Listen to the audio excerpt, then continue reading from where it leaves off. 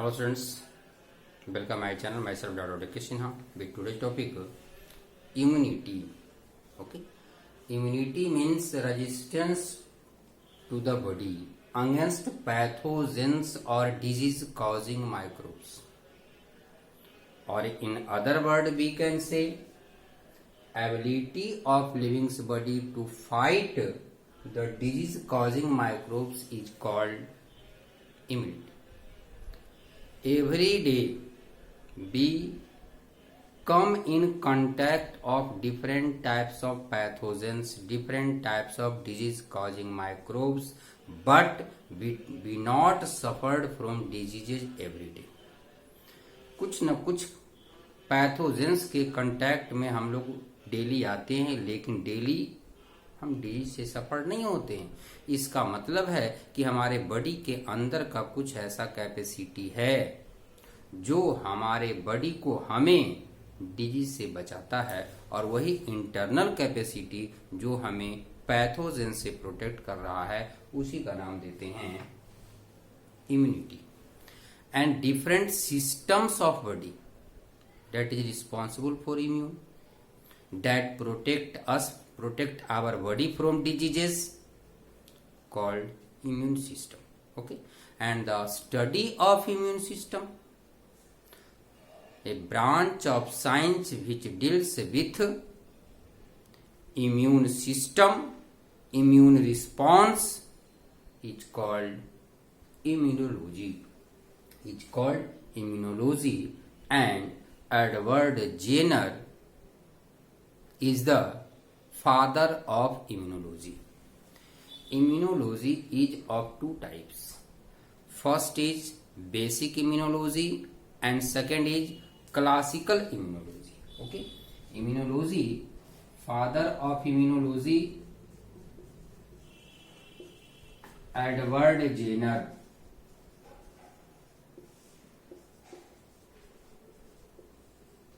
And immunology is of two types.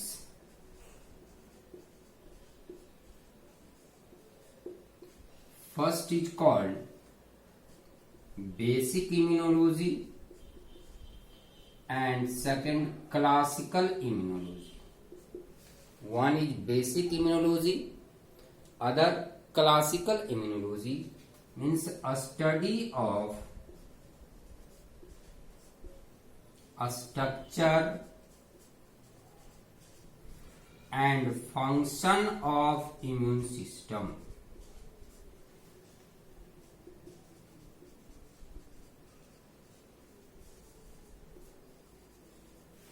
Is called basic immunology, while a study of immunization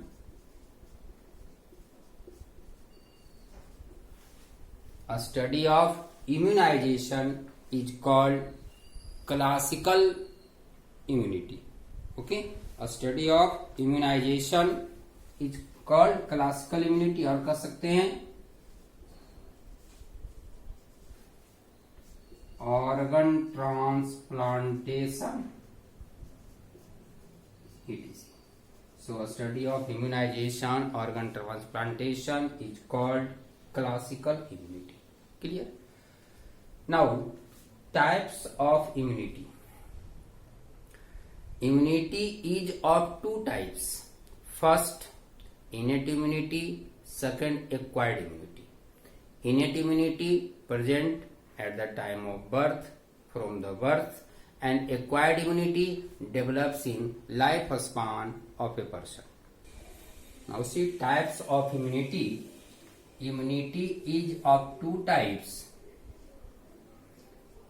innate immunity and acquired immunity. One is innate, other is acquired.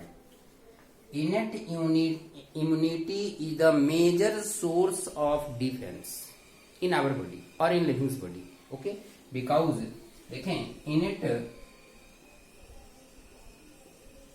is major source of defense in our body. it consists of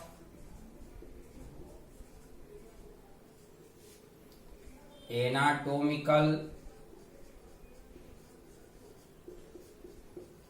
physiological, phagocytic, natural killer cell,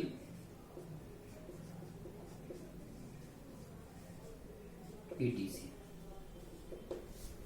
Okay, and innate immunity present at the time, present from the birth,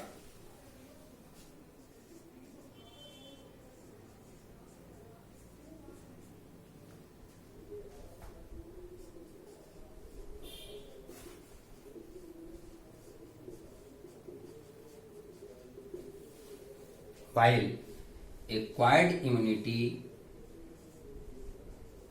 develops in life span.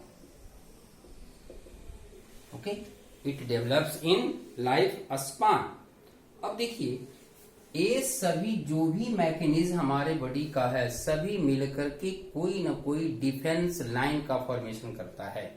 In our body 3 lines of body defence are present. First line of body defence,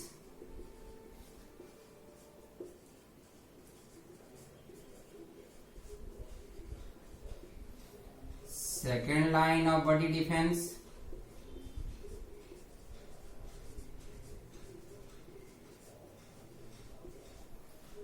and third line of body defense. यह जो line है body defence line means different types of a structure that protects our body from diseases. Some structures avoids the entry of microbes, कुछ बाहर से आने से रोक रहा है. अगर किसी कारणवश फर्स्ट लाइन को पार करके माइक्रोब्स बॉडी के अंदर चला गया तब उसको सेकंड लाइन से मारने का काम करेगा. सेकंड लाइन से बच गया तब थर्ड लाइन से मारने का काम करेगा. यानी ये सभी हमारे बॉडी का डिफेंस मैकेनिज्म है, डिफेंस लाइन है, जो कि अलग अलग, जैसे अगर फिजिकल और फिजियोलॉजिकल की बात करें तो आएगा फर्स्ट में physical mechanism and physiological.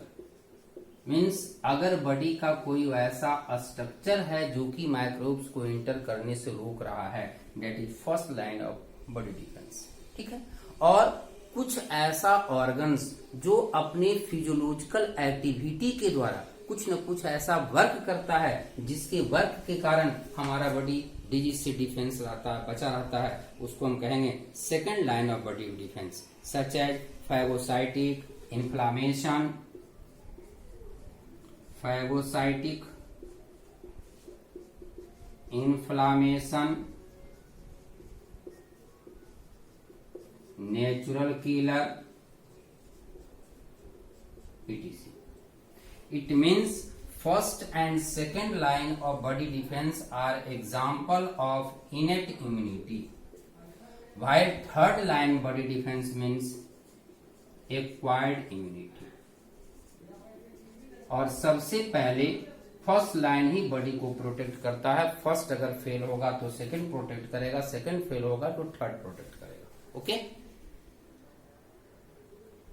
Now see फिर से देखते हैं डिटेल्स में. Innate immunity, innate immunity present at the time of birth and it is called non specific immunity.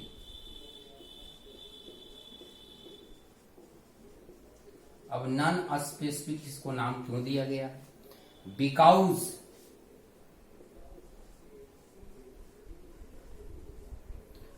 Antigen, because antigen recognition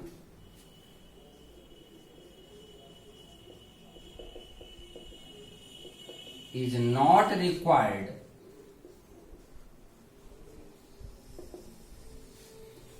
for development of this immunity.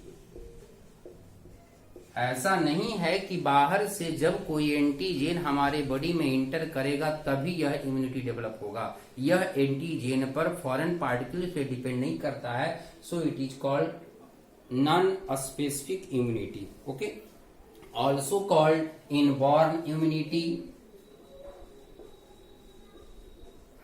और genetic immunity. Okay, अब देखिए, अब इसके कौन कौन से पार्ट्स हैं। Parts of immunity.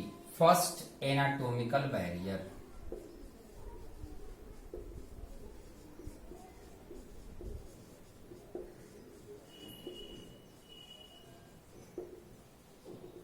Means body structure that are responsible for the protection.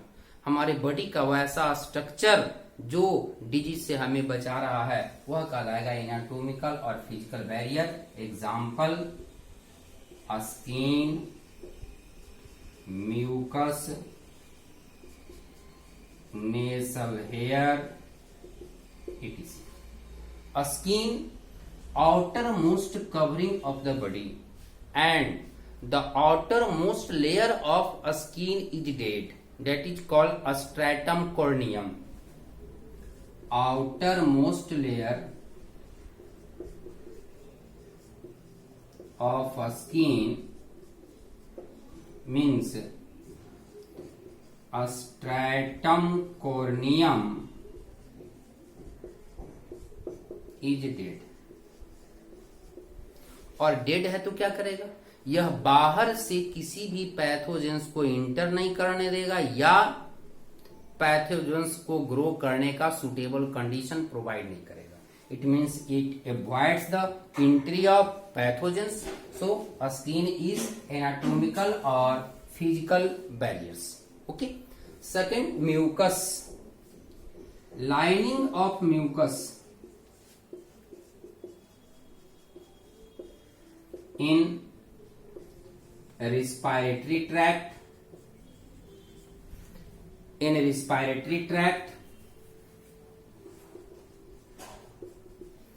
gastrointestinal tract,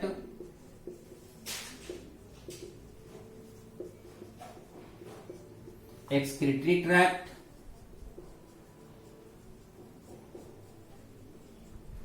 also avoids the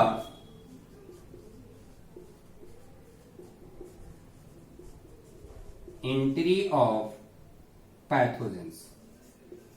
इसका काम क्या है कि अगर बॉडी में बाहर से कोई भी पैथोजेंस इंटर कर रहा है तो उस पैथोजेंस को रोकने का काम करता है, यह अंदर जाने नहीं देता है।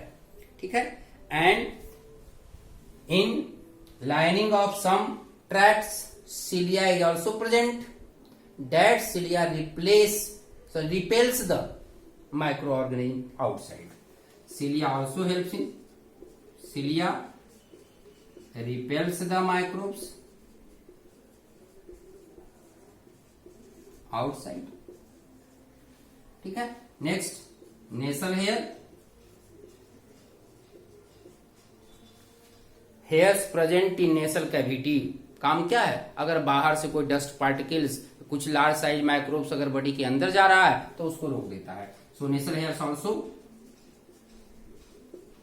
Avoids the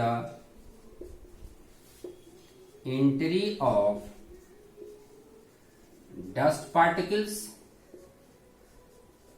and microbes. Okay, these are anatomical barrier, means a structure of body that protects from diseases. Second is physiological barrier, depends upon physiological activity. हमारे बॉडी का ऑर्गन्स, हमारे बॉडी का स्ट्रक्चर कुछ न कुछ ऐसा काम करता है जिसके द्वारा हमें डिजीज से प्रोटेक्शन होता है, तो कहलाएगा physiological barrier. Next, physiological barrier means physiological activities. Physiological activities of body organs. Example: saliva, kills the microbes.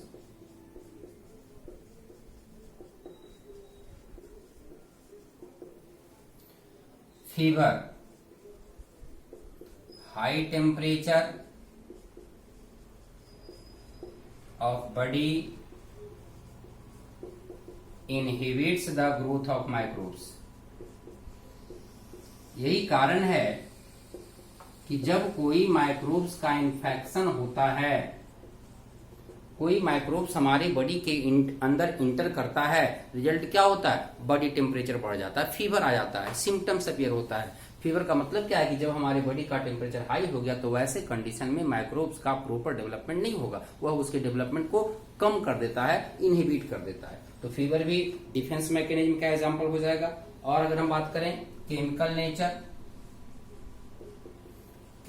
Nature खास करके अगर हम देखें तो एसिडिक के केस में और पीएच की बात अगर हम करें, ठीक है, such as sweet 3 to 5 pH इसका है। फिर हम बात करें hydrochloric acid, it means gastric juice 2 to 4 pH.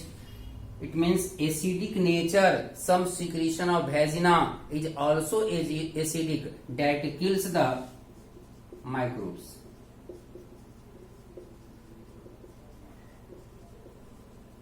Okay. Next, secretion of body organs. Secretion, एक तो मैंने secretion की बात किया फीवर, सॉरी सलाइवा। इसके और अगर बात देखें अलग अलग ग्लैंड से, जैसे आई से क्या निकलेगा? टीयर निकलेगा। सीबेसियस ग्लैंड से sebum, ceruminous gland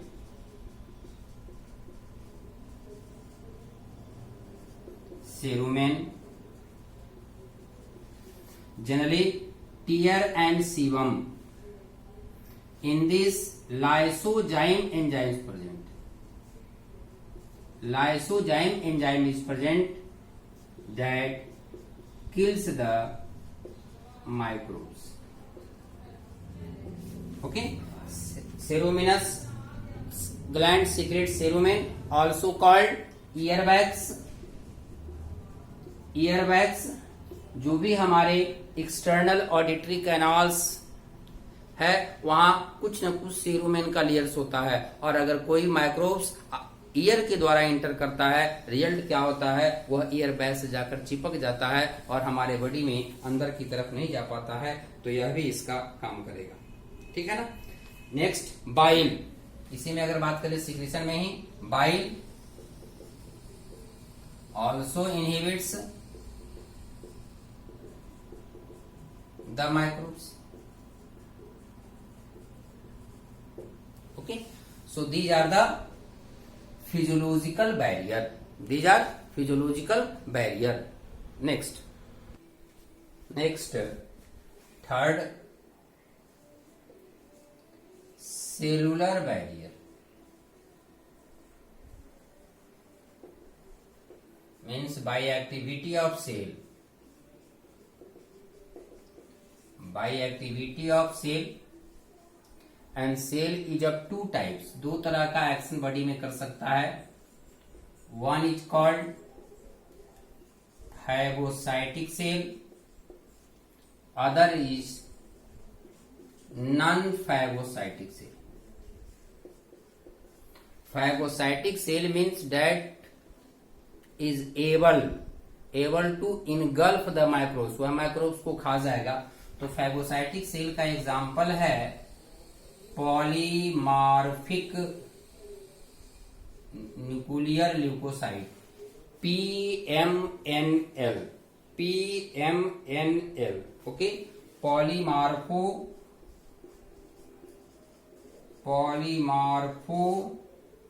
nuclear leukocyte neutrophil. It is a type of neutrophil, and other cell phagocytic nature is macrophages.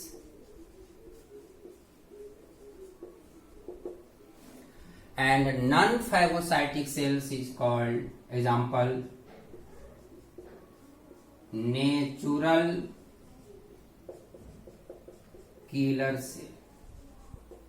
Okay, तो फैगोसाइटिक का दो एग्जांपल है पीएमएनएल और माइक्रोफेजेज। यह क्या करता है, कोई भी माइक्रोब्स को इनगल्फ करने का काम करेगा। प्रोसेस क्या होता है ध्यान दीजिए, फैगोसाइटिक का जो प्रोसेस है, स्टेजेज है। अगर मान लिया जाए ब्लड वेसल्स है, ब्लड वेसल्स के कहीं भी अगर बाहर में कोई माइक्रोब्स आ गया, suppose these are microbes, okay, इससे भी क्या है, माइक्रोब्स आया, तो जैसे ही माइक्रोब्स का इन्फेक्शन होता है, during infection of microbes mast cell secretes histamine. Mast cell secretes histamine and it dilates the blood vessels. Blood vessel को डायलेट कर दिया, ठीक है। और जैसे ही ब्लड वेसल्स का डायलेशन होगा तो ब्लड का फ्लो घट जाएगा, क्योंकि डायमीटर बढ़ गया है। और फ्लो घटेगा तो होता क्या है, डब्ल्यूबीसी यहां जमा होना शुरू कर देगा, these are WBC, and these WBC also passes out from the blood vessels by amoeboid movement.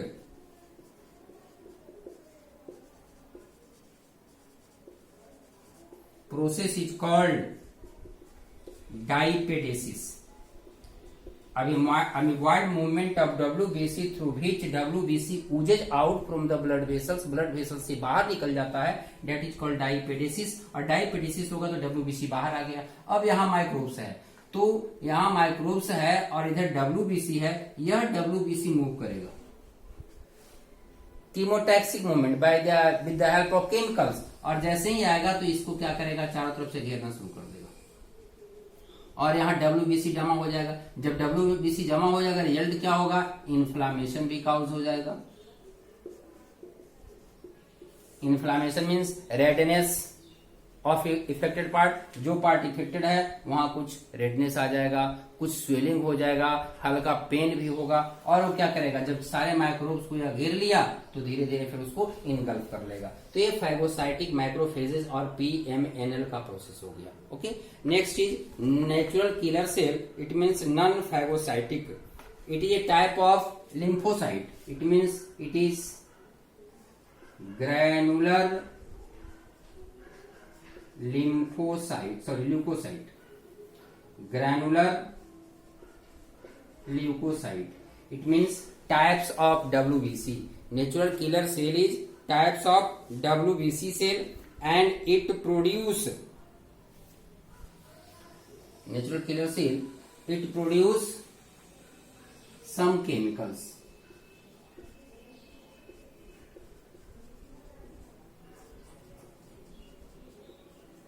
यह कुछ न कुछ केमिकल प्रोड्यूस करता है और वह केमिकल इफेक्टेड सेल को, बैक्टीरियल सेल को डैमेज कर देगा और उस केमिकल का नाम है परफोरिन। परफोरिन केमिकल क्या है, परफोरिन, ठीक है। अब देखिए perforin, and perforin forms pores in infected cell। और जब परफोरिन वहां पोर्स बनाएगा, रिजल्ट क्या होता है, entry of water in cell. Cell के अंदर वाटर चला गया और वाटर का अमाउंट बहुत ज्यादा हो जाएगा, रिजल्ट क्या होगा, सेल ब्लास्ट कर जाएगा। तो सेल ब्लास्ट कर जाएगा, उसके अंदर जो माइक्रोब्स, अगर माइक्रोब सेल में ही पोर्स क्रिएट कर दिया है, माइक्रोब्स डैमेज हो जाएगा। अगर जिस सेल के अंदर माइक्रोब्स ग्रो कर रहा है, मल्टीप्लाई कर रहा है, अगर उसके अंदर वाटर एंटर कर गया तो वह सेल डैमेज होगा। रिजल्ट क्या होगा, उस माइक्रोब्स को प्रॉपर सुटेबल कंडीशन नहीं मिलेगा और उसका ग्रोथ नहीं होगा। तो यह सेल्स को डायरेक्ट इनगल्फ नहीं करता है, सॉरी माइक्रोब्स को डायरेक्ट इनगल्फ नहीं करता है, लेकिन माइक्रोब्स को मारने का काम करता है। तो ये हो गया non phagocytic. Okay, and next fourth barrier is cytokine barrier. It is also a type of cell. यह भी एक सेल है, लेकिन कैसा सेल है, तो जनरली हम कहते हैं virus infected cell. viral infected cell produce a chemical that is called interferon.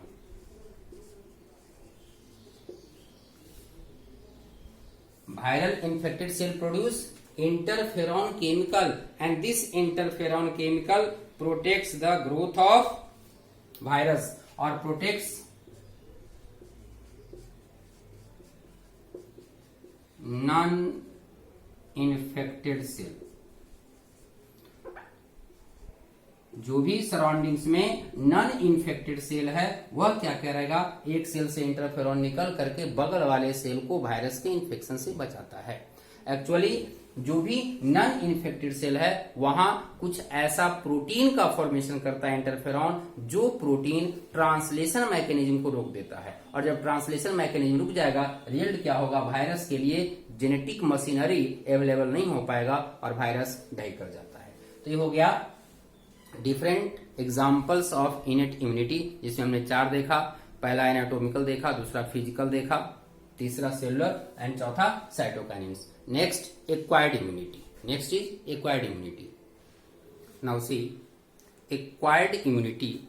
Acquired immunity develops in life span of a person, जो कि बर्थ के समय नहीं है, वह लाइफ स्पान में डेवलप होता है। और यह जो है स्पेसिफिक इम्यूनिटी कहलाता है। It means acquired immunity develops in against of specific pathogens.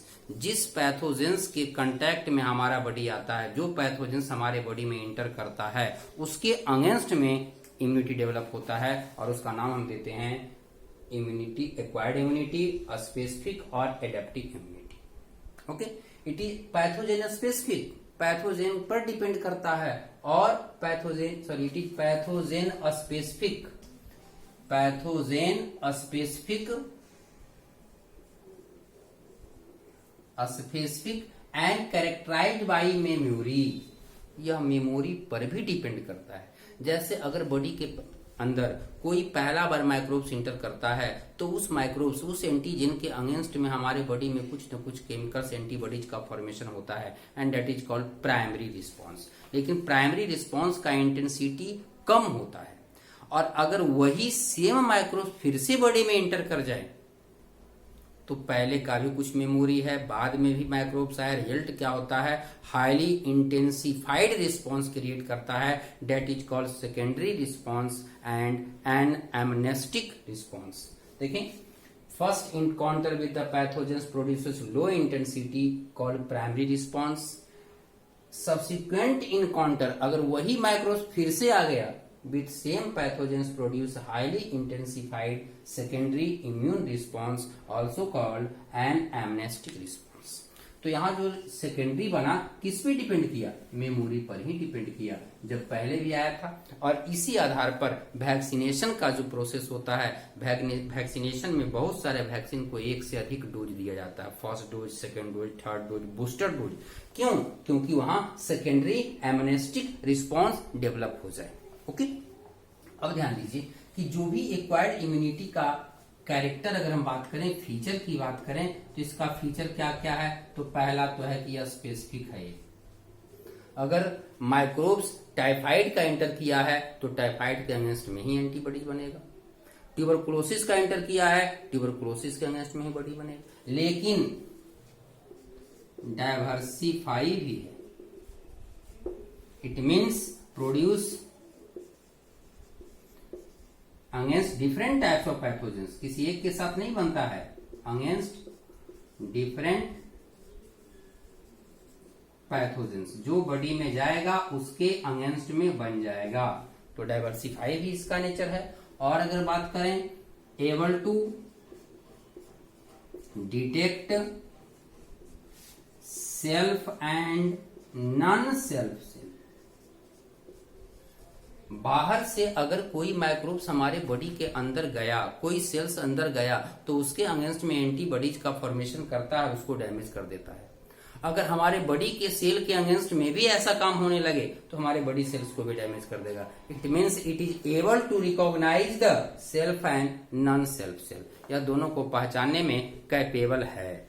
और लास्ट है डिपेंड्स अपॉन मेमोरी। मेमोरी कारण ही सेकेंड रिस्पॉन्स क्रिएट होता है। ओके, चलिए अब देखना है एक छोटा सा topic, active and passive immunity. आज इम्यूनिटी को समाप्ति कर देना है। एक चीज और इसमें याद रखेंगे, generally first primary response and secondary response B and T cells are responsible for acquired immunity. Acquired immunity. B cell produce antibodies, और अगर T सेल की बात करें तो यह बी सेल को भी बना सकता है और एंटीबॉडी बनाने में हेल्प भी कर सकता है। Produce B cell, B lymphocyte cell, B and T lymphocyte cell याद रखेंगे, बी एंड टी लिम्फोसाइट आगे बताऊंगा दोनों क्या है। Produce B cell and helps in formation of antibodies, helps in formation of antibodies.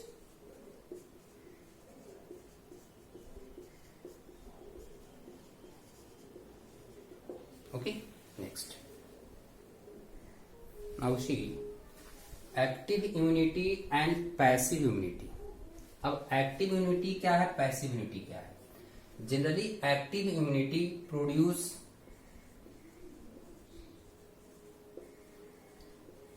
Due to contact with pathogens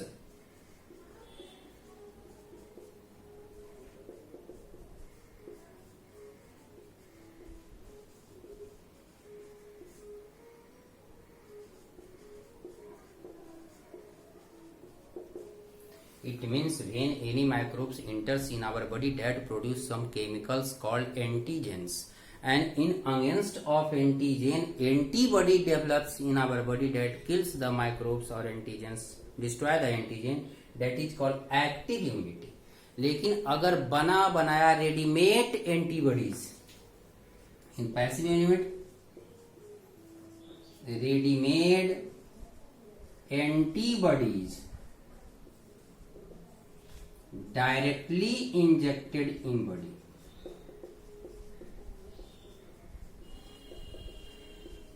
बाहर से बना बनाया रेडीमेड एंटीबॉडीज को बॉडी के अंदर डाल दिया, रिजल्ट क्या हो गया, बॉडी का इम्यूनिटी डेवलप हो जाएगा, and that is called passive immunity. तो कह सकते हैं produced due to obtaining antibody from outside, बाहर से बॉडी के अंदर एंटीबॉडी डाला गया, वो कहलाएगा पैसिव इम्यूनिटी, और किसी पैथोजेंस के अंग फॉर्मेशन किया, that is called active immunity.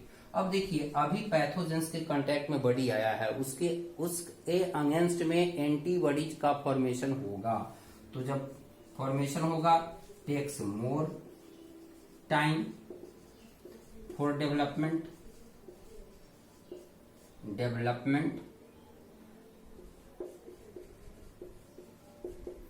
और लेस टाइम फॉर डेवलपमेंट, क्योंकि यहाँ डेवलपमेंट तो होता ही नहीं है, ऑलरेडी बना बनाया रेडीमेड एंटीबॉडीज को बॉडी के अंदर डाल दिया गया। लेकिन अगर इसका इफेक्ट देखें तो यह इफेक्टिव ज्यादा समय तक होगा, effective for long time, effective for long time, effective for less time, effective for less time. Okay, generally difference board के लिए इंपॉर्टेंट है। आगे देखिए, इसका अगर हम एग्जांपल देखें, vaccination. In vaccination some microbes in weakened form or in dead form is injected in our body that produce antibodies in against of certain pathogens। किसी खास पैथोजेंस के अगेंस्ट में हमारा बॉडी एंटीबॉडीज का फॉर्मेशन करता है, तो वैक्सीनेशन एग्जांपल हो जाए किसका, एक्टिव इम्यूनिटी का। लेकिन अगर हम बात करते हैं डायरेक्ट वैक्सीनेशन खास करके टॉक्सिक के केस में, suppose that readymade anti toxin vaccine, अगर हम एंटी टॉक्सिन वैक्सीन खास करके स्नेक विनोम की बात करें, हम स्नेक विनोम, अगर किसी को सांप काट लिया तो उसके टॉक्सिन को समाप्त करने के लिए बाहर से इंजेक्शन दिया गया, तो वह जो इंजेक्शन दिया गया क्या है, एंटी टॉक्सिन वैक्सीन है, वो टॉक्सिन को समाप्त करने के लिए। तो ऐसे कंडीशन में किसका एग्जाम्पल हो जाएगा, पैसिव इम्यूनिटी का एग्जाम्पल हो जाएगा। ठीक है, चलिए तो आज हमने इम्यूनिटी को देखा, एक्टिव इम्यूनिटी और पैसिव इम्यूनिटी।